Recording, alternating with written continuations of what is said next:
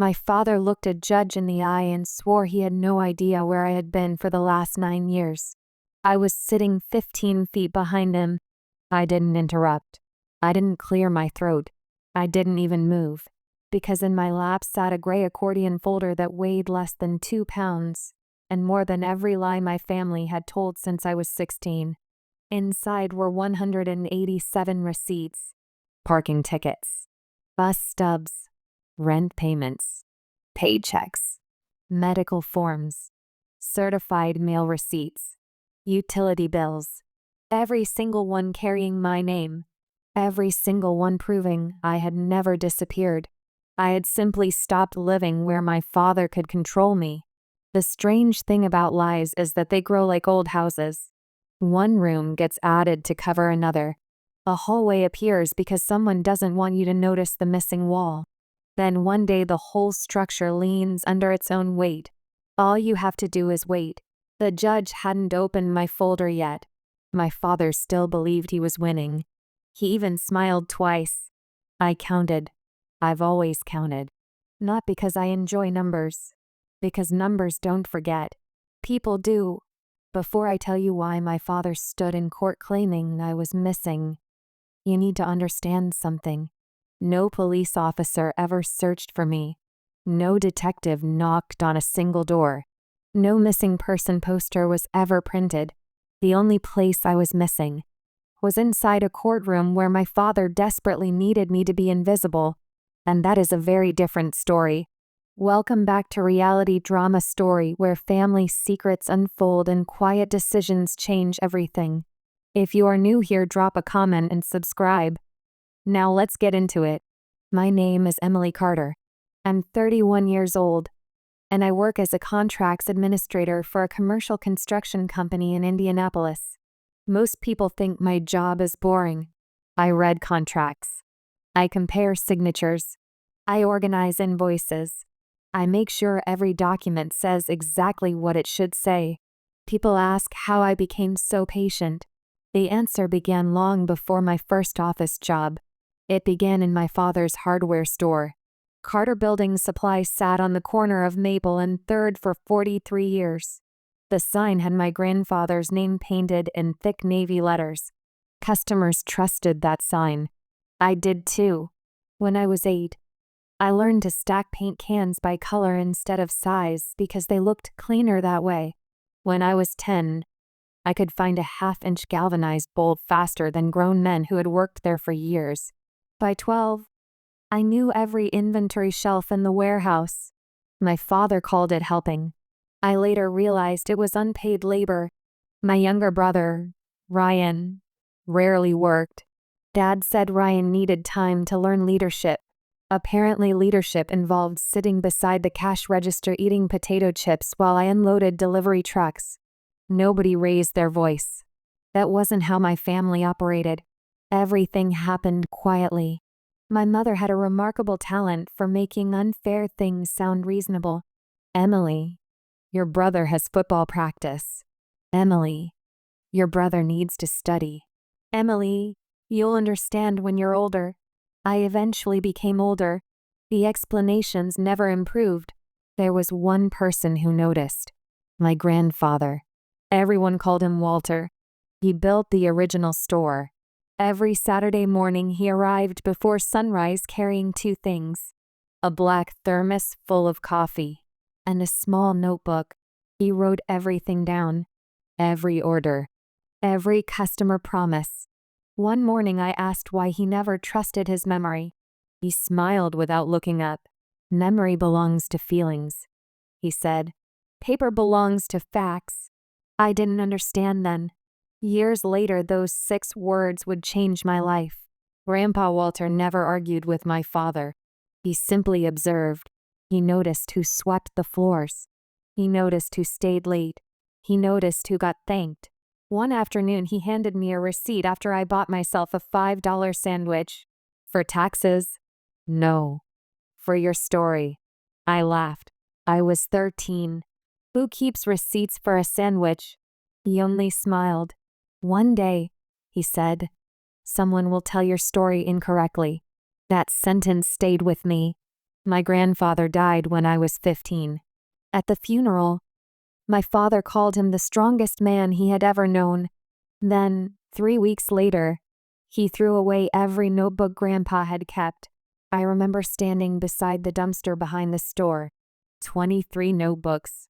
30 years of records. I asked why. Dad shrugged. We don't need old paper. I watched rain soak through the cardboard box. Something about that moment felt important. I couldn't explain why, so I started keeping my own records. At first it was almost a game.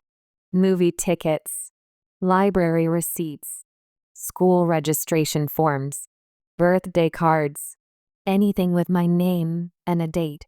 I bought a small plastic file box with babysitting money. It fit beneath my bed. Nobody knew it existed. Not because I was hiding anything, because nobody cared enough to look. High school ended. Ryan received a used pickup truck. I received advice. Dad told me college was expensive. Family businesses needed loyal people. There would always be time for dreams later. Ryan announced he wanted to study business management. Dad celebrated for a week. When I mentioned accounting school, silence settled over dinner like fresh concrete, permanent. Mom finally spoke. The store needs one child who stays. I looked around the table. Ryan wasn't even listening. He was texting. Yet somehow, I was the one expected to sacrifice. I accepted a bookkeeping job downtown anyway. It wasn't glamorous. The office occupied the second floor above an insurance agency. The carpet smelled like old coffee. The printer jammed twice a day. But every Friday afternoon, I received something I had never truly owned before, made out to me. The first thing I bought wasn't clothes. It was a locking filing cabinet. It cost $219. I still have the receipt. Looking back, that purchase mattered more than I realized, because files become habits. Habits become evidence. At 22, I moved into a one-bedroom apartment 46 miles away, not across the country, not even to another county, 46 miles. I mailed my parents my new address. Certified mail. Someone signed for it. I kept the receipt. I emailed my address again, saved the confirmation, changed my driver's license, registered to vote, updated my bank, updated payroll, updated insurance. Every change generated paper. Every paper went into drawer number 2. My father never visited, never called, never asked to see my apartment. Years passed quietly. Birthdays came and went. Christmas cards stopped arriving. Ryan married. I wasn't invited. My mother later told relatives they couldn't find me. That sentence reached me through an aunt who accidentally mentioned it over lunch. Couldn't find me. I almost laughed. I had lived at the same address for 4 years. The same phone number. The same employer. The same email. The truth wasn't that they couldn't find me. The truth was, they had stopped looking the moment I stopped being useful. I didn't argue. I simply opened my filing cabinet and added one more piece of paper, the card from that lunch restaurant, dated, paid in full, because drawer labels printed in black ink, employment, taxes, insurance, receipts. People teased me about it. My coworker Melissa once laughed and asked if I was preparing for an audit. I smiled. I just don't like guessing. She thought that was the end of the conversation. It wasn't. Not for me. Because every document answered a question before anyone could ask it. That habit came from childhood.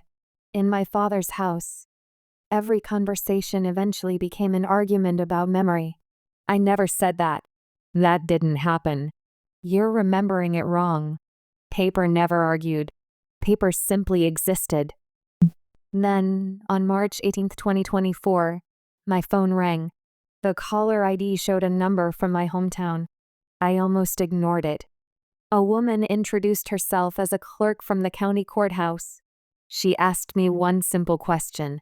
Miss Carter, Can you confirm your current mailing address? I did. There was a pause. Then she said something that made me stop walking. We've been trying to locate you. I told her that surprised me. She explained why. A probate hearing involving my grandfather's estate had been reopened. My father had filed new paperwork. According to those documents, my whereabouts had been unknown for years. I repeated the word to myself after the call ended. Not estranged. Not unavailable. There is a legal difference. One word. Several consequences. That afternoon, I requested copies of every filing. 3 days later, a thick envelope arrived. I read every page twice. Then a third time. My grandfather's estate contained one asset everyone had forgotten. Not the hardware store. Not the building. Something much smaller. A parcel of commercial land behind the warehouse. Just under 2 acres. The property had quietly increased in value after a new highway expansion. Current market estimate, $1,480,000. Grandpa Walter's original will divided that property equally between his grandchildren, Ryan, and me. If one grandchild could not be located, their share would transfer to the remaining beneficiary after reasonable legal notice. Reasonable legal notice. My father claimed the court couldn't locate me. He signed that statement himself, under oath. I looked at the signature. Same handwriting. Same heavy underline beneath James Carter. Same man. The strange part wasn't the lie. It was how unnecessary it was. He knew exactly where I lived, because I still had the certified mail receipt showing someone at the store signed for my address update. 9 years earlier. Signature included. I opened filing cabinet number 2. There it was. White paper, slightly yellow at the edges, still perfectly readable. I placed it on the dining table. Then I opened another folder. Tax returns. Every year. Same address. Employment records. Vehicle registration. Same address. Voter registration. Same address. Health insurance. Same address. I counted. 34 official documents. All carrying identical information. None hidden. None difficult to obtain. The court hadn't failed to find me. My father had simply never told them where I was. The next morning I met with an attorney named Rebecca Lawson. She didn't interrupt much. She simply listened. When I finished explaining everything, she asked one question. Do you keep records? I almost smiled. I brought them. She looked inside the first accordion folder, then the second, then the third. Receipts, certified letters, tax filings, employment contracts, utility bills, apartment leases, insurance renewals. She stopped halfway through, closed the folder, looked at me over her glasses. Your grandfather taught you something. I nodded. He told me paper belongs to facts. She smiled once. A very wise manual. Rebecca explained something I hadn't considered.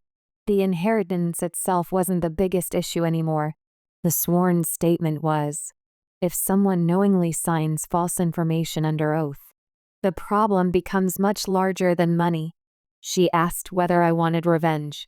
I answered honestly. No. What do you want? My name back. She nodded as if she'd heard that answer before. Then she gave me instructions. From today forward, don't contact your father. Don't argue. Don't warn him.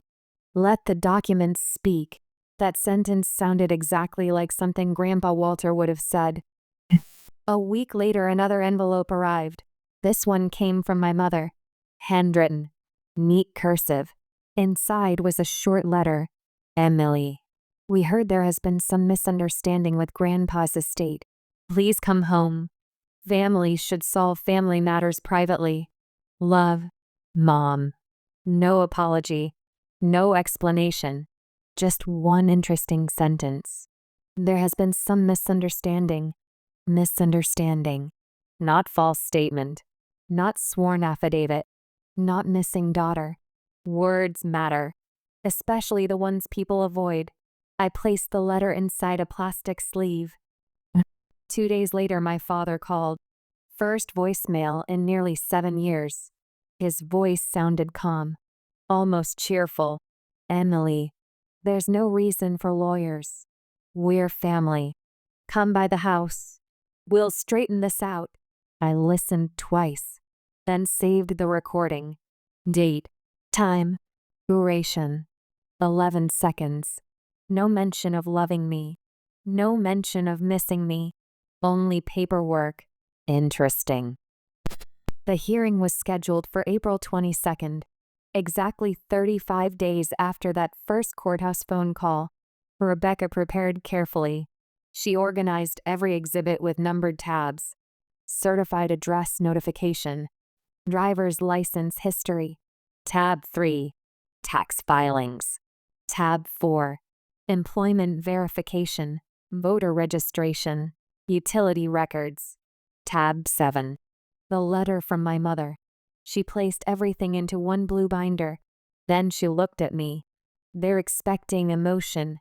Give them organization." The weekend before court, I visited my grandfather's grave.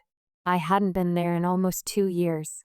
Someone had placed fresh flowers nearby, not on his stone, beside it. I cleaned a little dirt from the lettering with my hand. Walter Carter, 1938 to 2018. Beloved husband. Builder. Builder. That word stayed with me, because builders understand foundations. They know small cracks eventually become structural failures. Families aren't very different. I sat there quietly for almost 20 minutes. No speeches. No tears. Just before leaving, I remembered something. The sandwich receipt. The one Grandpa told me to keep. I had almost forgotten it. When I got home, I searched the oldest folder. There it was. $5.32. Dated August 14, 2008. The paper had faded. The memory hadn't. I slipped it into my wallet, not because it would help in court, because it reminded me why I had started keeping records in the first place. One ordinary receipt, one ordinary afternoon, one grandfather who saw the future more clearly than anyone else. If this story is hitting close, drop a comment and stay with me, because what happens next is something none of them were ready for. On the morning of the hearing, I arrived at the courthouse 43 minutes early. Bold habit. Better to wait than rush. Rebecca was already there, coffee in one hand, blue binder in the other. She looked at me. "Nervous? It means you understand what's important." We walked through security without speaking. The folder felt strangely light. 200 pages. 9 years of proof. Less than 3 pounds altogether. Funny how truth rarely weighs very much. As we entered the courtroom, I saw my parents sitting together. My father wore the same navy suit he had worn at Ryan's wedding. I recognized it from photographs relatives had posted online. My mother held a leather purse on her lap with both hands. Ryan sat behind them. He looked older than I remembered, more tired.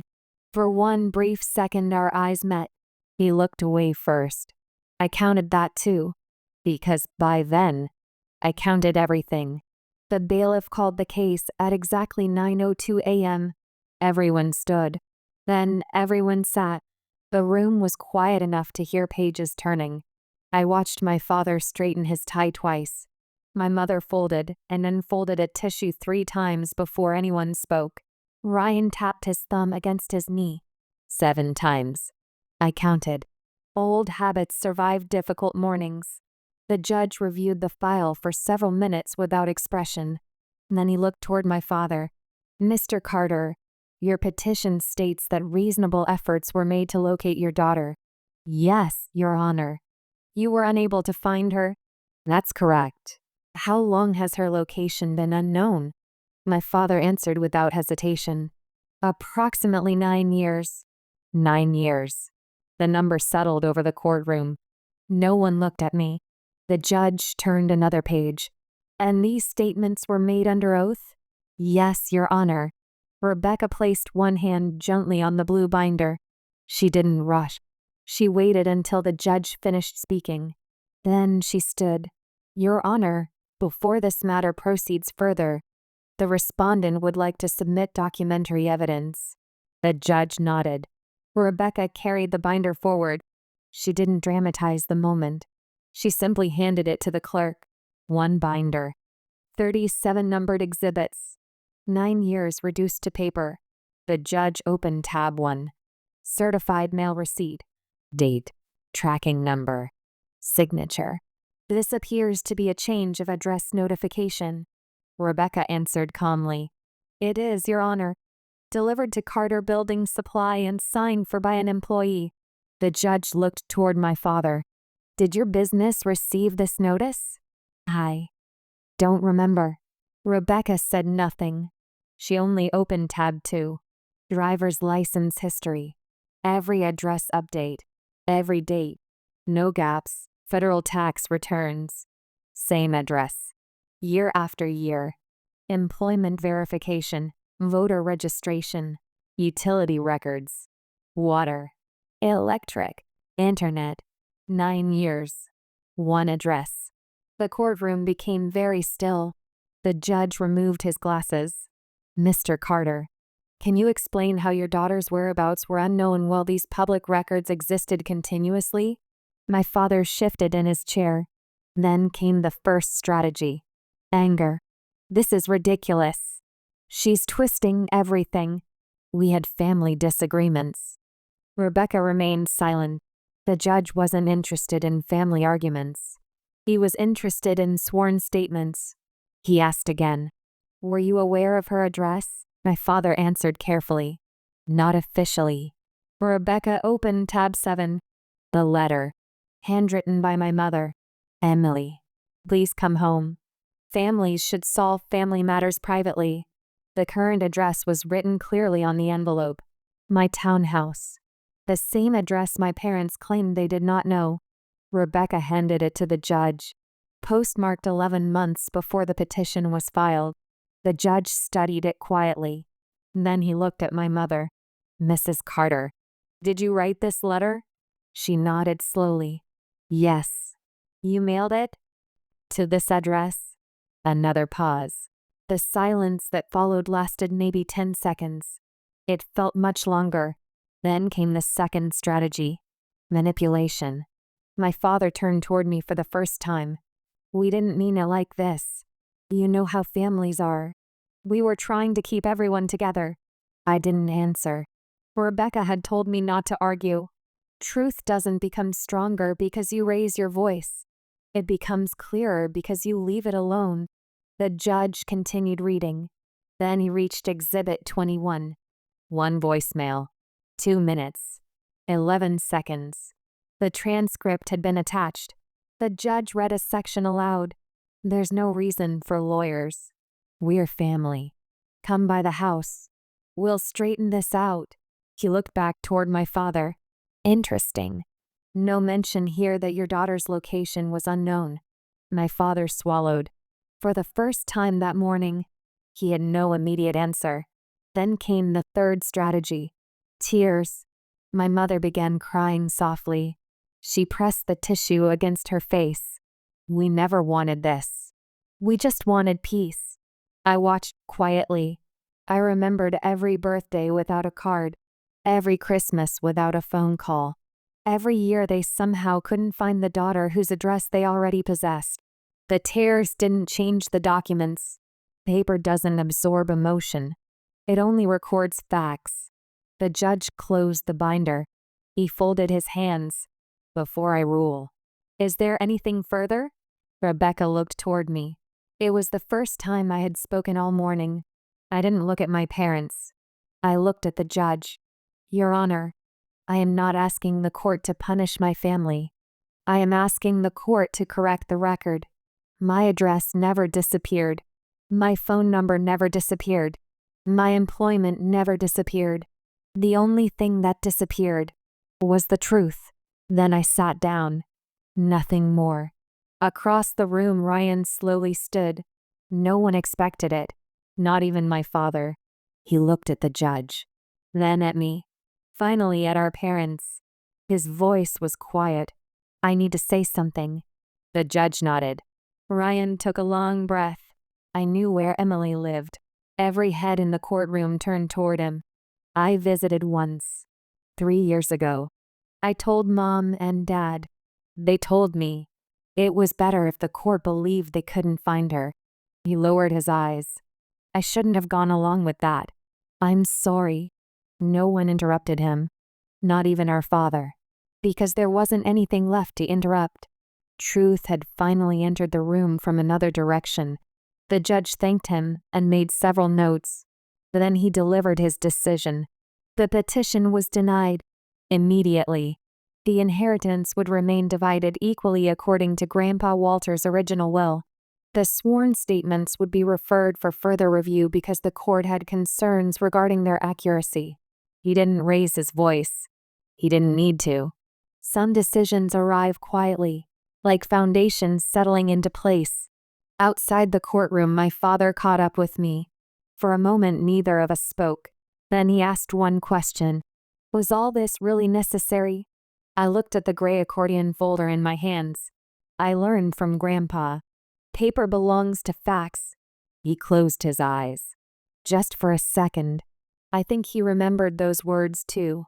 But remembering isn't the same as listening. He turned and walked toward the parking lot without another sentence. It was the longest conversation we'd had in years. 3 months later, the property sold for $1,462,000. After taxes and legal expenses, my share came to $706,318.44. I invested most of it, paid off my townhouse, started a scholarship at the local community college. Every year, one accounting student receives help from the Walter Carter Memorial Scholarship. The requirement isn't based on grades alone. Applicants must write one short essay answering a single question. Why does honesty need documentation? Most of them talk about business. Some talk about law. A few talk about family. Those are the essays I remember. 6 months after the hearing, a small package arrived in my mailbox. No return address. Inside was Grandpa Walter's old black notebook. The first one. Somehow it had survived. Ryan included a handwritten note. Dad couldn't throw away all of them. He hid this one in the attic. I thought it belonged with you.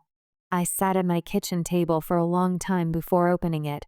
The pages smelled like old paper and sawdust. Grandpa had written thousands of entries. Measurements. Customer names. Tiny observations. On the final page, written in blue ink, was one sentence. A building stays standing because someone checks the foundation before admiring the roof. I closed the notebook, placed it inside my filing cabinet, top drawer, front left corner, exactly where it belongs. I still keep receipts, not because I expect another courtroom, not because I expect another betrayal, because every ordinary piece of paper reminds me of one extraordinary truth. People rewrite memories. Paper rarely does. This wasn't revenge. This was arithmetic. The numbers simply reached the correct total. If this story reminded you to know your worth, share it with someone who needs to hear it. Subscribe, drop a comment, and I will see you in the next one.